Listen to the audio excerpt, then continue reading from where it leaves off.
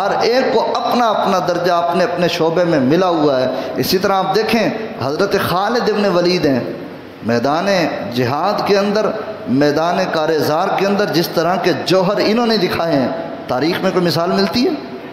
بولیں، ٹھیک ہے۔ اسی طرح علم حدیث کے اعتبار سے، حافظہ کے کمال کے اعتبار سے جو کمال حضرت جناب سیدنا ابو ہریرہ کو نصیب ہوا کسی اور کو ملا؟ حافظے کے اعتبار سے جس طرح کا نام انہوں نے کمایا حدیث کی خدمت میں، آپ کو یہ حضرت جناب ابو ہریرہ میدان کارزار میں نظر نہیں آئیں گے۔ آپ جتنے بھی جہاد کے قصے اور واقعات کتب سیرت میں یا کتب تاریخ کے اندر موجود ہیں، اگر آپ ان کا مطالعہ کریں تو ان میں کہیں حضرت ابو ہریرہ رضی اللہ تعالیٰ عنہ کا تذکرہ آپ کو نہیں ملے گا۔ وہ کہاں ملے گا؟ حدیث کے پڑھنے اور پڑھانے کے میدان میں۔ فقہ کے میدان کے اندر آپ دیکھیں حضرت عبداللہ ابن عباس کا نام آپ کو نظر آئے گا۔ تفسیر کے میدان میں حضرت عبداللہ ابن عباس کا نام آپ کو آگے نظر آئے گا، ٹھیک ہے۔ اسی طرح آپ اجتہاد کے میدان میں دیکھیں حضرت جناب سیدنا معاذ ابن جبل کا نام آپ کو نظر آئے گا۔ قرآن کریم کی قرات کے حوالے سے اگر آپ دیکھیں تو حضرت عبداللہ ابن مسعود اور حضرت ابی بن کعب رضی اللہ تعالیٰ عنہ کے نام نامی آپ کو نظر آئیں گے۔ ہر ایک نے اپنے اپنے شعبے میں رہ کر اپنے اپنے جناب صلاحیتوں کے جوہر دکھائے، انہوں نے کمالات دکھائے، اور اللہ تعالیٰ نے ان نفوس قدسیہ کے ذریعے پوری دنیا کے اندر اسلام کو پھیلا دیا۔ اب اس کا یہ مطلب تو نہیں کہ اگر آپ حدیث پڑھتے ہیں تو جہاد کرنے والوں کا انکار کر دیں۔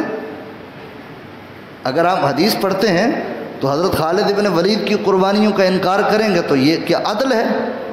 یہ انصاف ہے؟ ٹھیک ہے۔ اسی طرح اگر آپ جہاد کرتے ہیں تو آپ حدیث کے میدان میں کردار ادا کرنے والوں کا سرے سے انکار کر دیں، یہ کائے کا انصاف ہے؟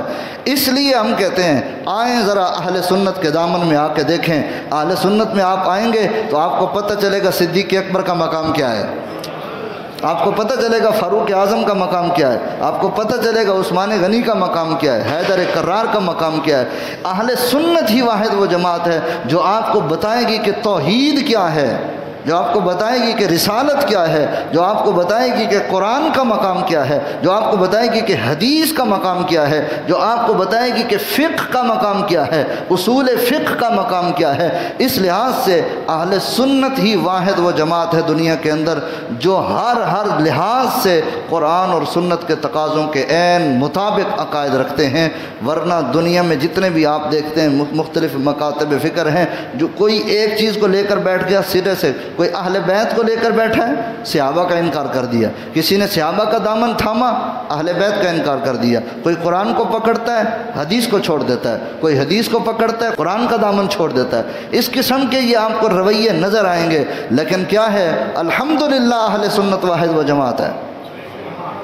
اپنی قسمت پر ناز کریں، اپنی قسمت پر ناز کریں کہ اللہ نے ہمیں اس جماعت میں رکھا ہے جہاں اللہ کی توحید کو جس طرح ماننے کا حق ہے اہل سنت نے مانا ہے، ٹھیک ہے۔ مصطفیٰ کریم جان رحمت کی عظمت اور شان اور حضور کے میلاد کے حوالے سے یا حضور کی شان جو انفرادی حضور کو خصوصیات اللہ تعالیٰ نے عطا فرمائی ہیں، جہاں ان کا ذکر آتا ہے اہل سنت جیسا کوئی اور ذکر کر سکتا نہیں ہے۔